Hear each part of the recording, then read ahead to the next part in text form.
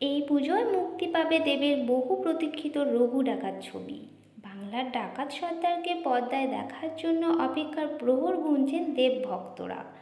একে একে এই ছবির গান ও প্রচার ঝলক প্রকাশ্যে আসতে শুরু করেছে।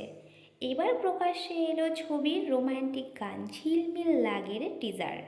এই ছবিতে রঘু ও সৌদামিনী রূপে দেখা যাবে সুপারস্টার দেব ও ইথিকা পালকে। পর্দায় রঘু ডাকাত রূপে দেব যতই অ্যাকশন অবতারে ধরা দিক না কেন, তার ছবিতে রোম্যান্টিক থাকবে না তা কখনো হয়? ঠিক সেভাবেই তৈরি করা হয়েছে নতুন এই গানও। টিজারে কয়েক সেকেন্ডের ঝলকে দেখা যাচ্ছে এক রূপকথার রাজ্য। সেখানেই সৌদামিনী ও রঘু জমজমাট রসায়ন তুলে ধরা হবে, এই বিষয়ে কোনো সন্দেহ নেই।